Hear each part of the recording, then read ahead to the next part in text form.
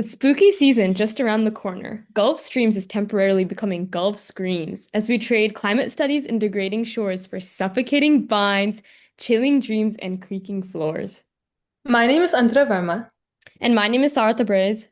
and today we're sitting down with writer, researcher, environmentalist, and American literary scholar Dr. Chaney Hill to chat about spooky stories from the 19th century and their relationship with the natural world.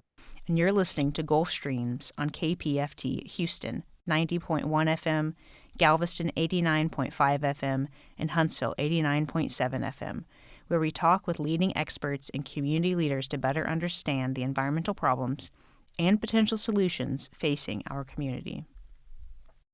A quick reminder that you can catch up on Gulf Streams anytime through our podcast, available on all major podcast platforms. If you enjoy the show, please like and subscribe to make sure you never miss an episode. So grab your blankets, a flashlight, and get ready to enter a world of centuries past. Hi, Dr. Hill. Welcome to the podcast. We're so excited to have you. Yeah, I'm really excited to be here. Thanks for inviting me. Of course. For everyone that's just tuning in this fine October morning, could you talk to them about what we're here to discuss today? So we are here to talk about three different texts. They are American, like US short stories. The first one is, and I'm like, I don't know if this is the exact order that we're going to talk about them in, but this is the order they were published in. So there's Nathaniel Hawthorne's Young Goodman Brown, Edgar Allan Poe's The Fall of the House of Usher. People might know this one from Netflix fame, but we'll talk about some of the differences between those two iterations. And then also Charlotte Perkins Gilman's The Giant Wisteria, which we'll also get into because she's a very well-known figure, but not necessarily for that short story. All of these stories are Gothic in vibe, if not actually part of the like Gothic literature movement. And they all deal with ecological concerns, which I think is a really cool kind of intersection and very timely given spooky season. So yeah. So, before we really dive in, for those of us that are not as very familiar with, English terminology, what would you say, or what does it mean to call a piece of literature Gothic or romantic? Great question. Gothic short stories or romantic short stories are part of what developed out of the American literary scene in this kind of early 1800s moment. So Romanticism it was a literary movement. Thoreau, Emerson, right? These kind of figures who you think of as like waxing poetic about nature and saying very, very beautiful, pretty things. They really focused on like concepts of individualism, like the sole individual man going out and being able to control his own future and life. It really emphasized emotion over reason. And then it also had this other side that would focus on like supernatural and sublime, right? So thinking about how nature itself is this kind of sublime, supernatural, beautiful being that was like omnipresent. They were really into like vivid sensory descriptions. They explored themes of isolation, history, and the common person. So it's a very broad movement. But there's also this other side of it, which is dark romanticism, which was like a subgenre of romanticism. And dark romanticism is actually the genre of two of the authors we're going to be talking about today. So dark romanticism, as you can kind of guess by the name, is the darker romanticist kind of flavor of romanticism. So it focuses on the darker side of human nature, it thinks a lot about evil, sin, and guilt, as well as themes of like madness and psychological turmoil, despair. They used a lot of like supernatural elements, so like ghosts and hauntings and other like creepy crawly stuff. They were really big on like Gothic settings. So there's a lot of like old, creepy houses and like Southern plantations and, things of that nature and style. They were really interested in symbolism as a way to explore psychological and moral ambiguities of the human condition. So by this, I mean like they would, use the symbol of a decaying house to try to say something larger about the human spirit in America, right? So, and then it was often less optimistic than like mainstream romanticism. So whereas like Thoreau was like, nature is beautiful and lovely and wonderful, the dark romanticist is like, yes, but also it's scary and dark and says something about the kind of darkness of the human soul. And we should be thinking about that as well. Um, and then after Romanticism, this out of that kind of Romanticism and dark Romanticism literary movement came the Gothic. And so there's a lot to be said about all the like finer details of what these different categories are. But the Gothic you can think of kind of in broad terms as like really focusing in on that fear. Haunting is a big kind of feature of the Gothic. There's a threat of the supernatural. There's a big, big, big emphasis on intrusion of the past on the present moment, which is a kind of also part of that haunting thing, but it focused a lot on like historical trauma and historical like fear and haunting and kind of brought that into the conversation. The like the text itself, when you read it, you get kind of like these feelings of like claustrophobia, wonder and terror. So things are very kind of like, wow, this is so fantastical, but it's also like really freaking me out. And there's also the sublime, which was part of the romanticist and dark romanticist movement as well. An author today could write something that could be considered Gothic, right? Because it's playing on these genre conventions. Um, but at its kind of conception, there was a lot of Gothic literature that was exploring themes of like haunting, particularly out of, in the post-Civil War era, out of the South. So like a lot of like Gothic literature is like based in and around plantations. There's a lot of stuff up like in it's in the US, but it has the vibe of being like in the UK, right? Because especially this early literature, there's a lot of people who, were fairly newly immigrated to the US. And there was this sense of like disconnection from land and place. And so there's this kind of weird spatiality, place thing happening there. A lot of it was focused on how the land is haunted. A lot of it is focused on the threat and danger of nature or wilderness, and also the threat and danger and haunting of indigenous people who were forcibly displaced from their lands, right? Which is, an undercurrent in a lot of this literature as well.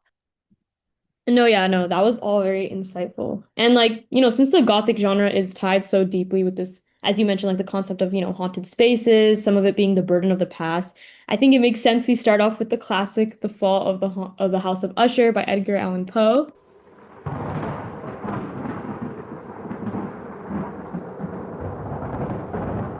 The House of Usher's principal feature seemed to be that of an excessive antiquity.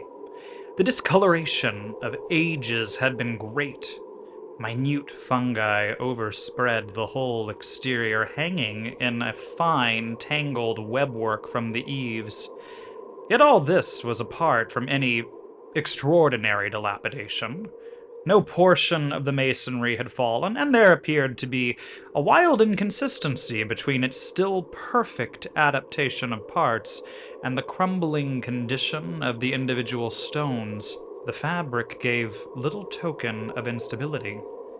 Perhaps the eye of a scrutinizing observer might have discovered a barely perceptible fissure which, extending from the roof of the building in front, made its way down the wall in a zigzag direction until it became lost in the sullen waters of the tarn.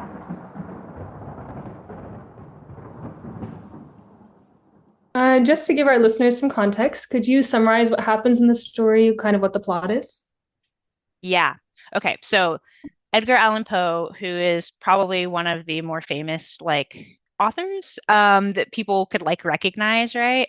He was born in 1809, died in 1849. So he was only really, around for 40 years. And so he published a good amount of stuff in a very short period. I think he's maybe best known for The Raven, right? which is a poem that is like taught in high schools across the US and probably elsewhere. That we're talking about today is a short story. It's called The Fall of the House of Usher. It was written in 1839. There is a man who is good friends with Roderick Usher. Roderick Usher is a well-known aristocratic family. And this is one of the Fall of the House of Usher is one of the stories I mentioned earlier, right? That there is these stories that take place conceivably in the US, in America, but have the vibes of being elsewhere. And this is one of those. It feels very much like it could be in Britain, right? It's not really placed in the same way, but it has the vibe of the UK. That being said, so there's this man, he goes to visit his friend Roderick, who invited him. He's having a hard time, and then our narrator, shows up to the house of Usher, and the house is this huge old palatial manor that's like surrounded by this. It's called a tarn, which is basically like a still kind of like water pond thing. That's like imagine like whenever you like come across a puddle that's been like sitting out for like days and there's like bugs on it and it has like a film over it and it's like nasty and gross. That's the vibe of this still kind of sitting putrid water surrounding this decrepit old mansion that's falling apart in some ways, and it has all this fungal growth on it, and it's very spooky looking, right? And our narrator is telling the readers this as he's like approaching on his little horse. And he gets there and he sees his friend Roderick Usher, his childhood friend, and Roderick is looking pretty rough. And Roderick is like, yeah, my sister Madeline Usher is very ill. She's been sick. I'm also suffering. Everything is awful. The house is poisoning us, et cetera, et cetera.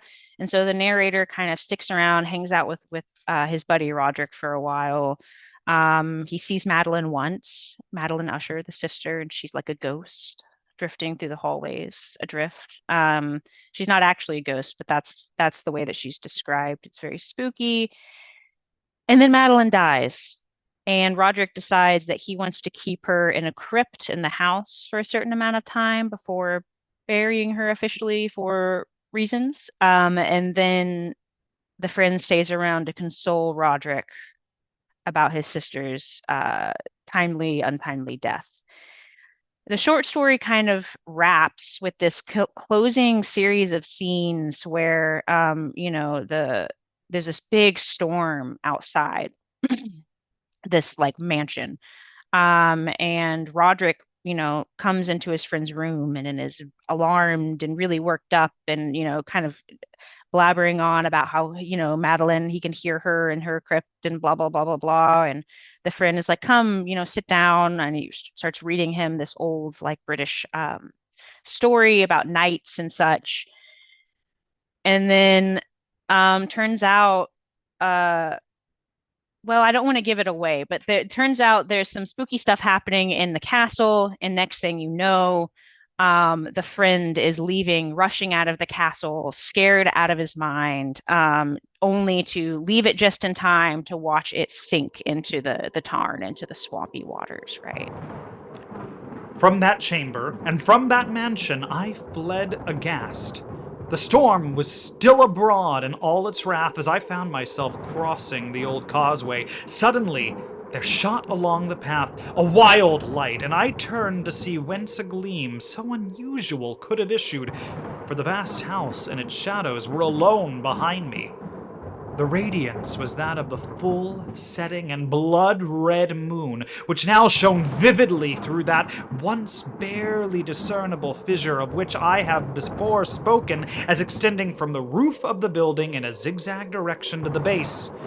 While I gazed, this fissure rapidly widened. There came a fierce breath of the whirlwind. The entire orb of the satellite burst at once upon my sight. My brain reeled as I saw the mighty walls rushing asunder. There was a long, tumultuous shouting sound like the voice of 1,000 waters, and the deep and dank tarn at my feet closed sullenly and silently over the fragments of the house of Usher.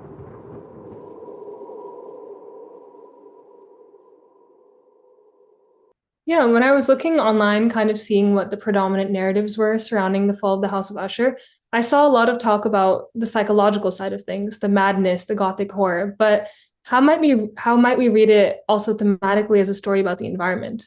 Fantastic question.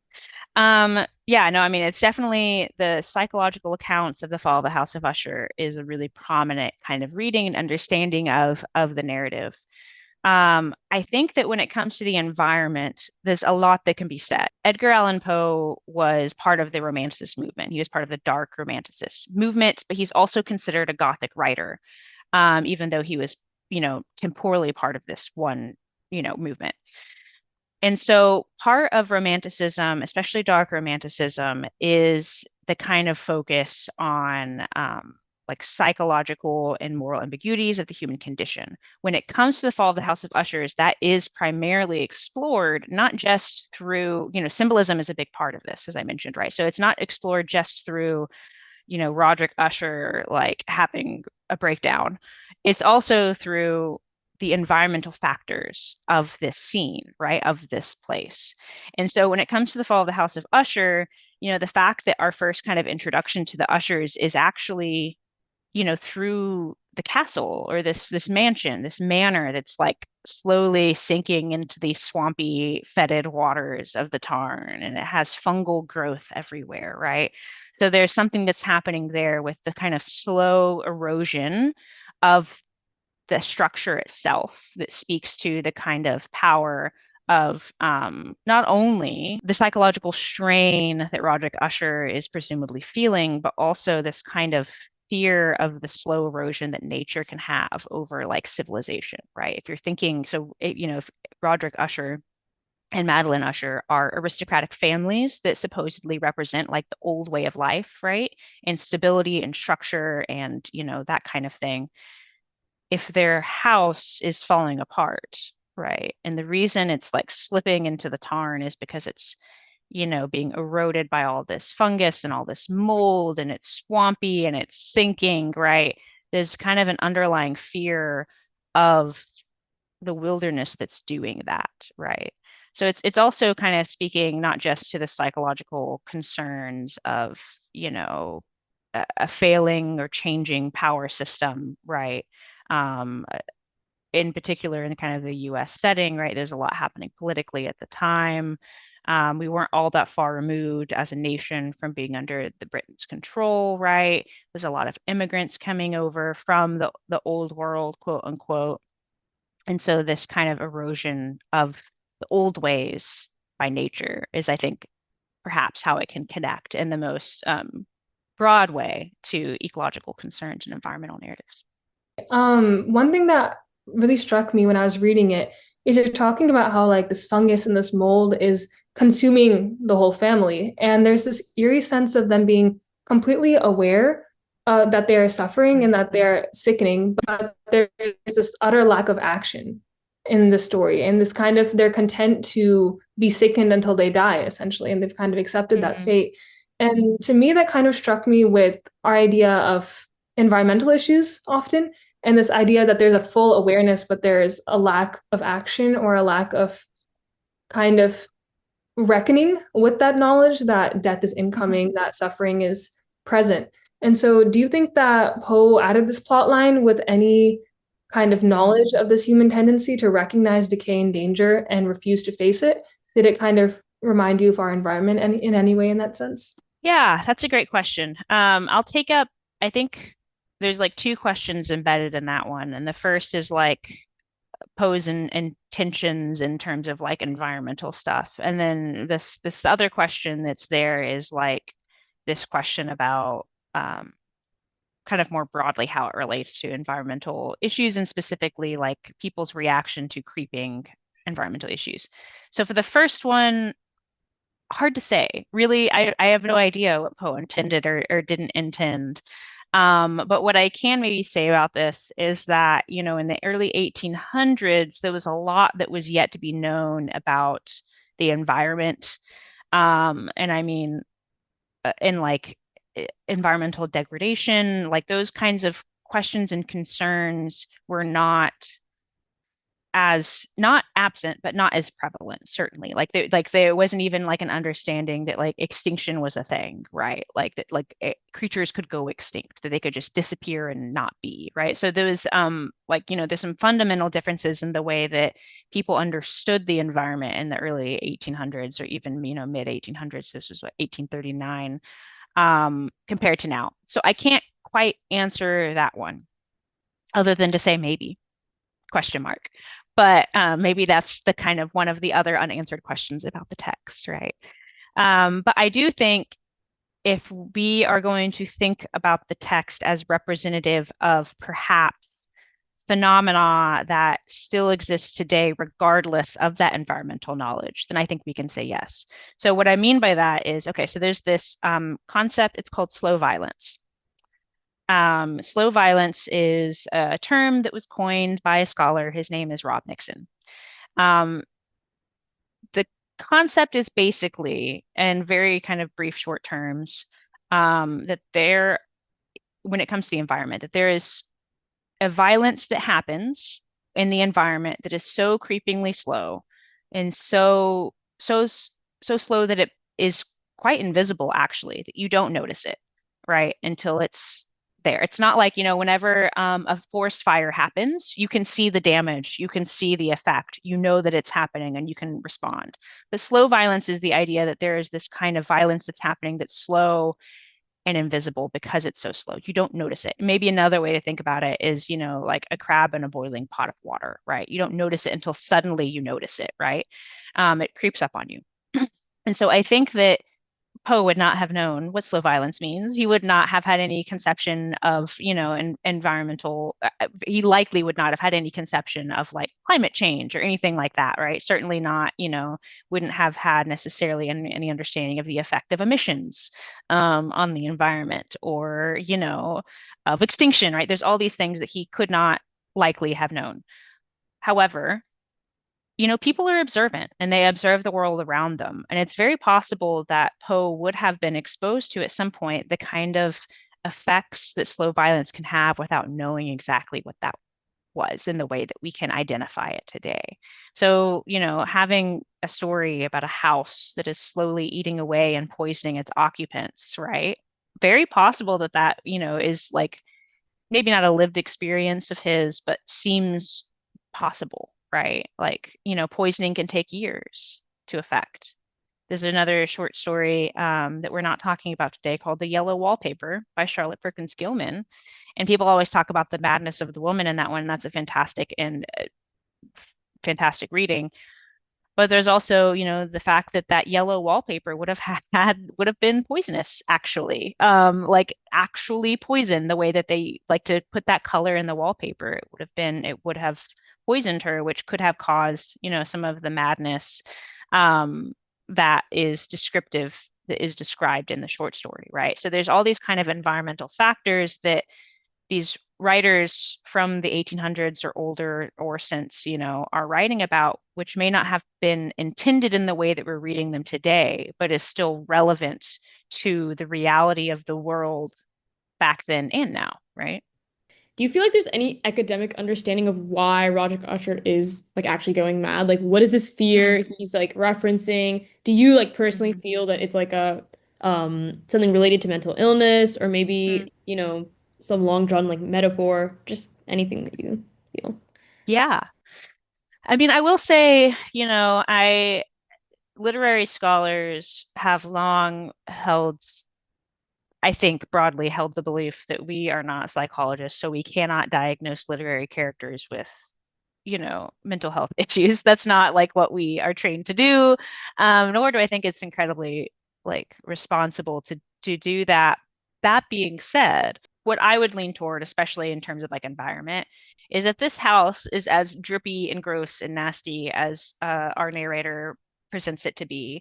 And if there is as much mold and unidentified fungal growth in the house as we are led to believe, it seems very possible that they could be experiencing some kind of poisoning, right? Like we all know today that like black mold, right, in our houses, for instance, is really dangerous. We also know that like air quality is an issue and that can poison you and give you certain kinds of cancer, right? Depending on what it is that's being released, and what it is that the threat to the human body is. And so I think that that seems plausible for me. I can't say to what degree that would have been, known or part of like Poe's plan or anything like that, but it can be any of them, right? Honestly, there's so many different things I feel like we could ask about the interpretations for this specific short story. But we of course want to hear and get the chance to hear from you from our second story for Young Goodman Brown by Nathaniel Hawthorne. Young Goodman Brown came forth at sunset into the street of Salem village, but put his head back, after crossing the threshold to exchange a parting kiss with his young wife. And Faith, as the wife was aptly named, thrust her own pretty head into the street, letting the wind play with the pink ribbons of her cap, while she called to Goodman Brown. "Dearest heart," whispered she, softly and rather sadly, when her lips were close to his ear, "prithee thee, put off your journey until sunrise, and sleep in your own bed tonight.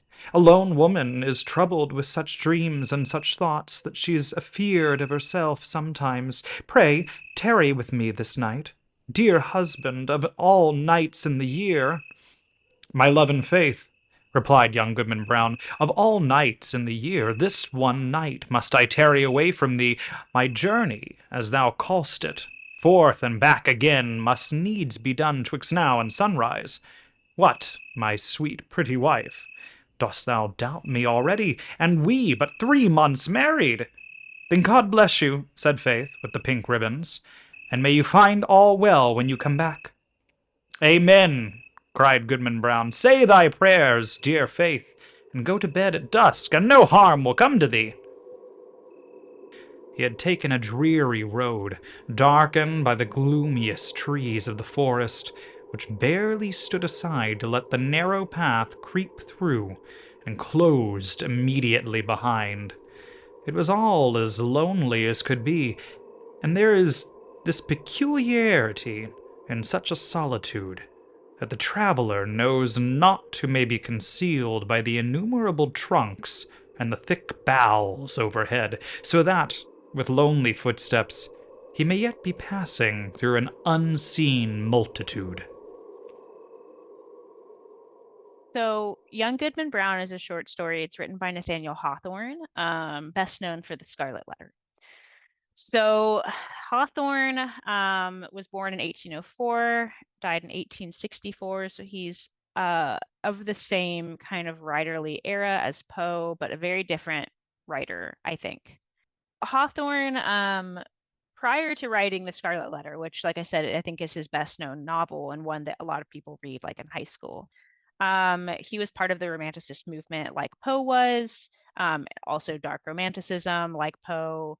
And Hawthorne was not really considered part of the Gothic literature movement, but his works really were like often texturally Gothic, right? They feel that way when you read them, especially ones like Young Goodman Brown, right? Which is what we're going to talk about today. So one of the things that Hawthorne is really well known for is the fact that his ancestors came over to America and were Puritans.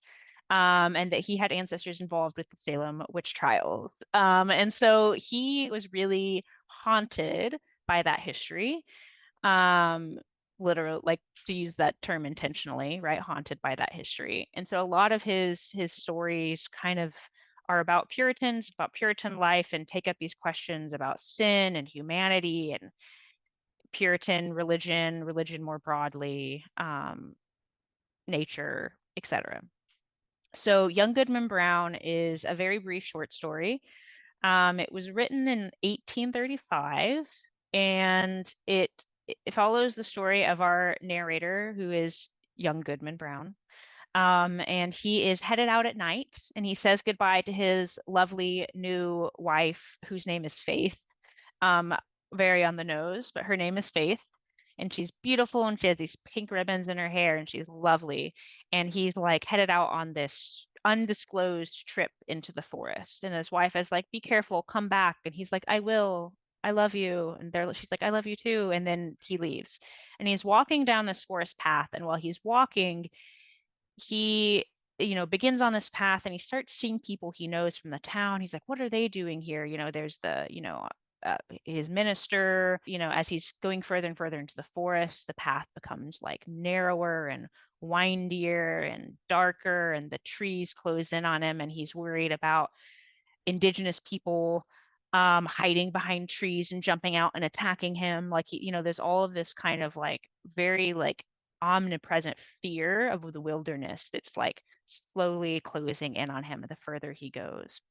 And he comes across this clearing. And in the clearing is like everyone from the town that he lives in, the sinners who drink in the bar, the person who leads their like sermons on Sunday, the old women who give catechism, right? Like all of these people. And at the center of it, and there's this big speech about, we have these new converts to our whatever, and it's night and there's this big bonfire and everyone's dancing, and it's, a big spooky party.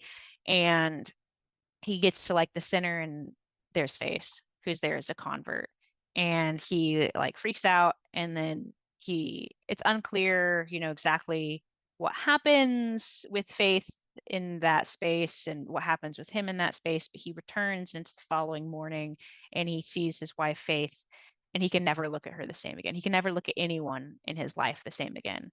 And he becomes this, taciturn, grumpy guy who lives in the community, who can only ever see the worst in people. And he eventually dies that way, as an old man with grandchildren, as this like grumpy old man. And that's the story of young Goodman Brown. When you think about it, how do I describe it? It's like the perspective that Puritans had regarding nature being very like a source of sin, being like far removed. It kind of makes you wonder, like, how do you think that that affected the way that Puritans in New England treated nature? I am no Puritan scholar, so I can't say for certain, specifically about the Puritans. But what I might be able to weigh in on is the fact that oftentimes these kinds of ways in which nature was figured as a dangerous, scary, sinful place, full of darkness and threat, often resulted in kind of particular treatments of nature as a place that needed to be brought into the light, right? Which is quite different from the kind of romantic Thoreau nature is beautiful thing, right? Which is an interesting kind of comparison there, right? Is that nature is a thing that is scary and threatening, and therefore needs to be not only controlled but made safe. And the ways in which that was done was through, raising, cutting out undergrowth, making it more accessible, tearing down forests, hunting down predators, removing indigenous people from their lands. Taking a trip around 50 years ahead, we start to see nature as not something mysterious or complacent, but instead as a force that actively fights back through Charlotte Perkins Gilman's The Giant Wisteria. "Did you ever see such a wisteria?" cried ecstatic Miss Jenny. "It is worth the rent just to sit under such a vine. A fig tree beside it would be sheer superfluity and a wicked extravagance." "Jenny makes much of her wisteria," said George, "because she's so disappointed about the ghost. She made up her mind at first sight to have ghosts in the house, and she can't find even a ghost story." "No," Jenny assented mournfully. "I pumped poor Miss Pepperell for 3 days, but could get nothing out of her. But I'm convinced there is a story. If we could only find it. You need not tell me that a house like this, with a garden like this, and a cellar like this, isn't haunted." "I agree with you," said Jack. Jack was a reporter on the New York Daily and engaged to Miss Jenny's pretty sister. "And if we don't find a real ghost, you may be very sure I shall make one. It's too good an opportunity to lose." The pretty sister, who sat next to him, resented. "You shan't do anything of the sort, Jack. This is a real ghostly place, and I won't have you make fun of it. Look at that group of trees out there in the long grass. It looks for all the world like a crouching, hunted figure." So, just Mhm. for our listeners, could you give a brief summary on the piece? Yeah. So Charlotte Perkins Gilman, best known, I think, for the yellow wallpaper. She wrote a lot of short stories. So she also wrote Her Land, which was a wild, wild novel, early 1900s. But today we're talking about the giant wisteria. It was written in 1891. Um, Gilman was not a romanticist. She was writing at a much later period than the romanticist, but she is definitely like a Gothic writer. And in particular, she's a Gothic writer who was focused on like issues regarding women. So like a feminist Gothic writer. Um, the narrative is interesting. So it starts off in an older time period, undefined, but presumably like early 1800s is based off of the language that's used. And it seems to be there's this family, they're sitting on the like porch of this very nice house, a manor, old manor, and there's a conversation. It's like a father, a mother, and then their teenage daughter. And they're having a conversation, and it comes to light that they have plans to send their daughter back to the UK to marry her cousin.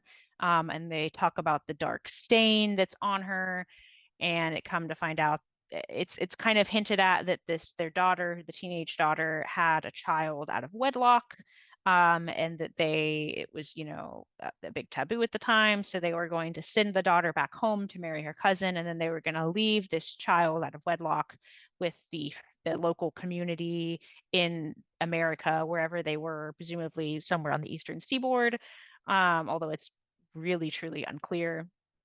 Um, and then it jumps forward to presumably like the quote unquote present day. So like, the late 1800s. And there's this group of young friends, several women, a few men. They're in relationships and they're like, good friends.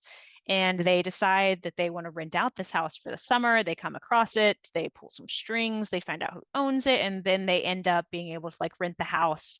And they get there and they're like telling scary stories and having a great time and talking about how the garden it's so overgrown.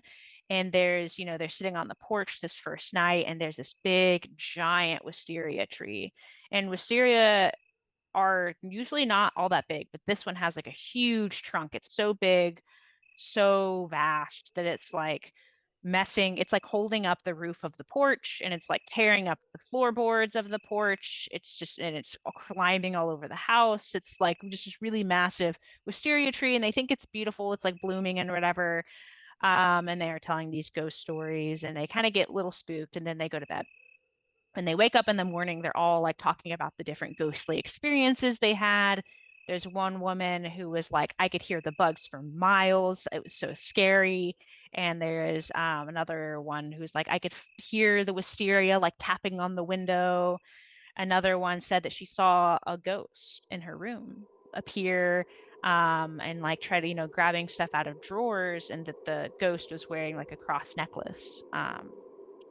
And then another guy was like, I heard rattling down in the basement. And they're like, ooh, that's interesting. We should go check that out. So they go down there, and it's this deep, deep well that's down in this basement. And there's a bucket and a chain, and they pull it up, and they don't, the way that Gilman writes the stories is she doesn't tell the reader what they see. It's just suddenly they see something, and then they all rush outside into the sunshine. And then through a conversation, we find out that they found a baby in the well. And then shortly after that, um, there were some workers who were working on fixing the floorboards of the porch that the wisteria was pushing up. They found a young woman with a cross necklace buried under there. It's been 50 years, right? So she's like bones at this point. And then the short story ends, right? And so readers are left to try to figure out like what happened. They're putting together this previous story about what the narrative about the young woman who had a child and was supposedly going to be sent back to the UK without her child, up to this current moment of these like friends who are like all like, ooh, it's spooky, let's talk about scary stories. And then they actually happen across like a crime scene, basically. And the novel or the short story just kind of remains in that liminal space of unknowing but hinting towards different versions of what could have happened. Yeah. So you kind of like talk about this in your answer, but Gilman's been famous for linking, women's experiences to this concept of confined spaces. Think, trapped rooms, haunted houses. And we like you mentioned, we see this in her 1892 piece, Yellow Wallpaper, where the narrator is confined to a nursery with barred windows. Or like, of course, in this piece with like a decaying house being overtaken by vines. So do you personally see like a connection between, female repression and the natural environment in this story or in just pieces in general from her? Mhm. Short answer, yeah. So long answer or medium answer maybe, is that yeah, Gilman as a writer was very interested in this issue. And I think more broadly beyond Gilman, there has been a lot of work done, a lot of scholarship written, a lot of, people have noticed and talked about, more broadly, not just in scholarship, about the relationship between women and nature, right? You know, there's a reason they call it Mother Nature. So, there's a really kind of strong parallel between the ways in which over time nature has been figured as something that needs to be controlled, that needs to be managed in the same way that, women often feel to be their situation historically, and to this day, right? And I think that that's a really common kind of argument, that's made both in scholarly circles and that is, rendered visible in the way that writers are writing about their experiences, especially women writers, right? Another question I had was, I know authors are very intentional with their titles. So is there any specific meaning behind the wisteria plant or the wisteria selection in general? That's a great question. So Shirley Perkins Gilman had a habit of naming short stories after the thing that she was writing about. So there's like the yellow wallpaper where she's writing about the yellow wallpaper. There's the giant wisteria where she's writing about the giant wisteria. There's another one called the rocking chair, which is about a rocking chair. So I think that in terms of naming conventions for her, this was somewhat like a thing that she just did. Beyond that, the wisteria as a plant. So it's interesting. In the short story, in the kind of prelude, the kind of in the past piece, the wife is like thanking the husband because the wisteria is in that flashback, like thanking the husband for bringing this beautiful wisteria overseas for her. Because as it turns out, not a native plant to that part, to this part of the world, that part of the world.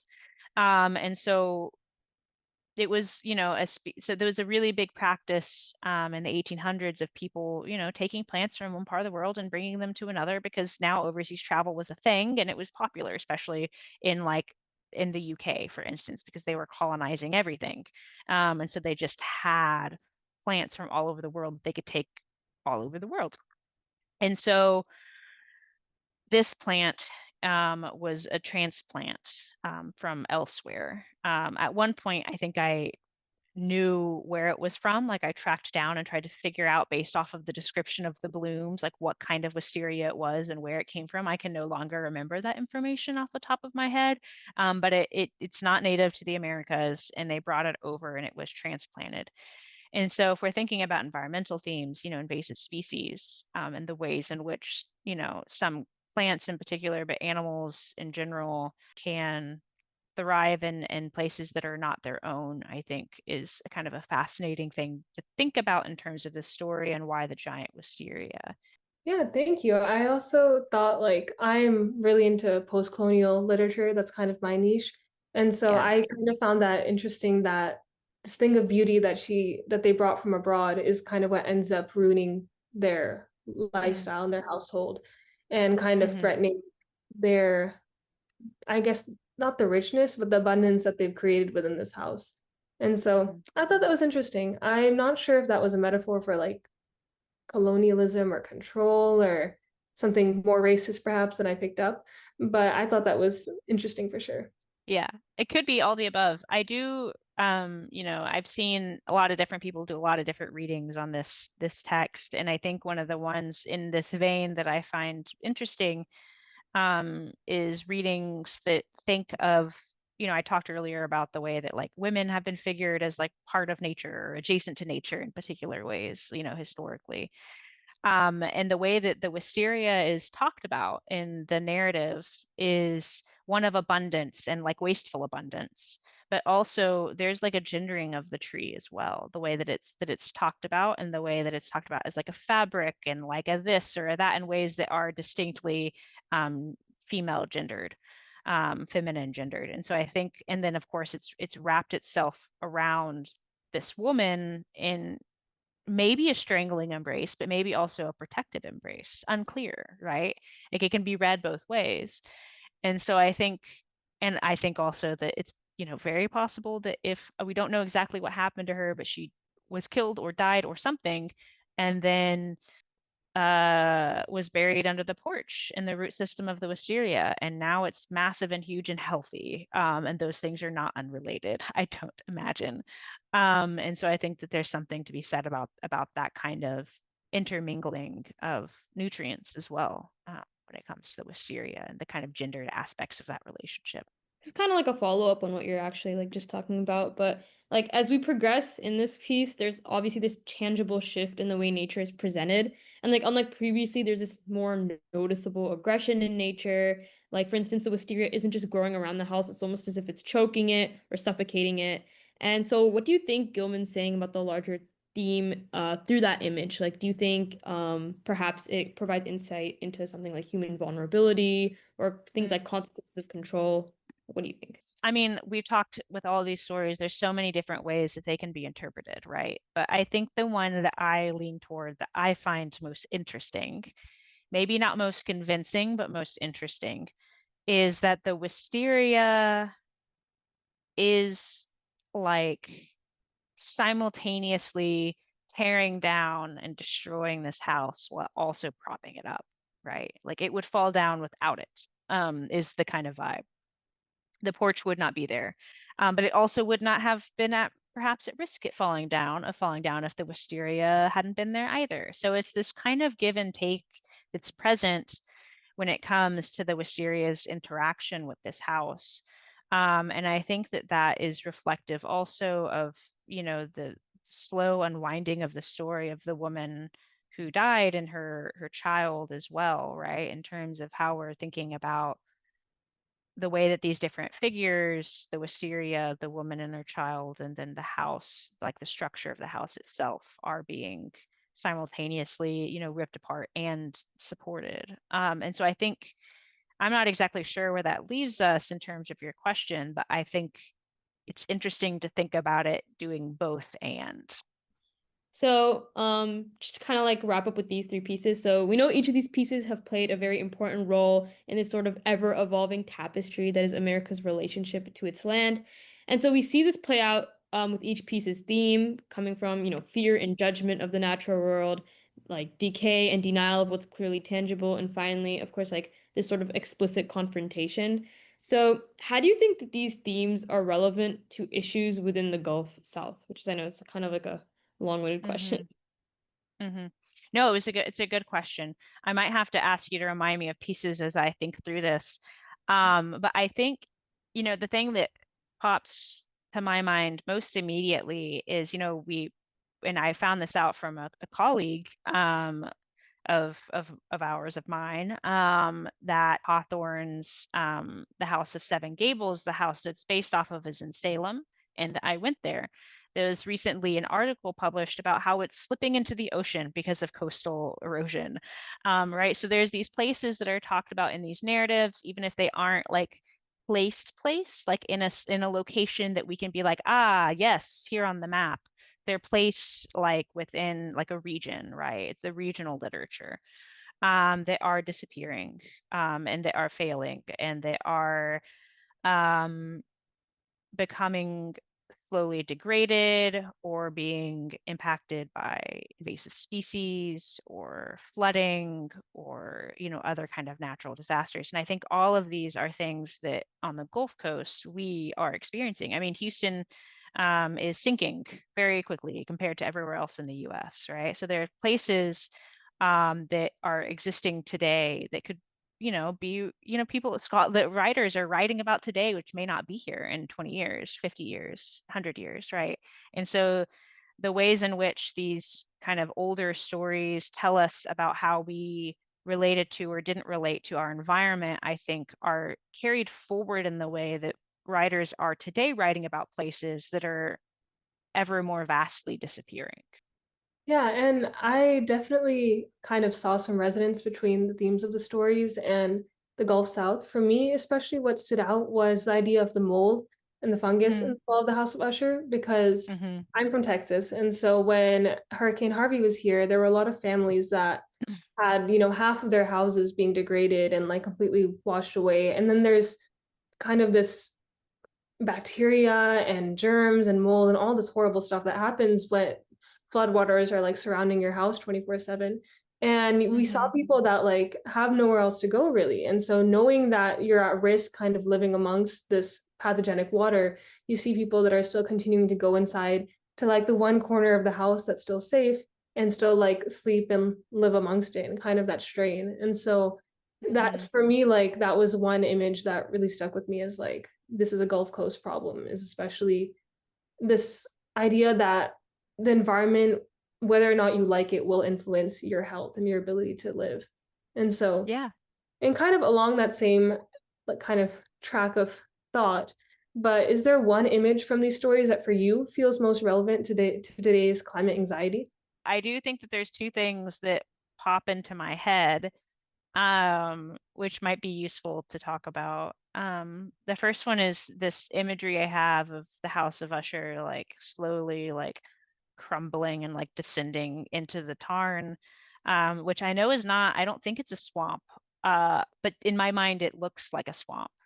And as a place, like, and I mentioned earlier, Houston is sinking, and there are places all along the coast that are being slowly kind of eroded and disappearing. And I think that that's an image that feels very prevalent in this part of the country, and that feels very I don't know, possible, I guess, in ways that feel uncomfortable. The other one is the giant wisteria, and thinking about the kind of ways that plants can like just take over. Like and like just really like my a partner and I, we lived in this townhome for a while, and out front there's this vine, and I don't know what it is. At one point we looked it up and I forgot, but it kept like choking out this little tree that we had in our front yard, and we've like tried to like beat it back, beat it back, beat it back, and it keeps coming back, and it's putting up new shoots, and there used to be like one trunk, and now there's like four, and they're just growing, and we can't get it to go away. And I think, and we're like trying to get it to go away so we can protect this other tree, right? Like there's all these like, considerations, but I think it just speaks. I think that there's a lot of people who, they see like this is just like a common experience that we have with nature, is that they're, sometimes we're in conflict with it. And it's a matter of like coming to terms with the fact that we are trying to manage it, but it's also managing us, right? So there's this kind of reciprocal relationship that's there that we talked about when it like the giant wisteria, how it's both and I think that that's just really important to like keep in mind whenever you are interacting with nature. Yeah. And this kind of ties to something that you were mentioning before, but the imagery of nature's collapse in these works is incredibly visceral and of course like very well written. So have you noticed any media outlets or news sources drawing on like similar imagery or being inspired by imagery from like works like this to convey environmental issues? And then like as a kind of follow-up, in what ways could you think or do you think that outlets or any sources of media could actually enhance their vividness in their depictions of environmental issues? Hmm. Well, yeah, I mean, I mentioned a few already. The wild tales from early medieval Britain, and then I also mentioned the piece by T. Kingfisher, which is called "What Moves the Dead."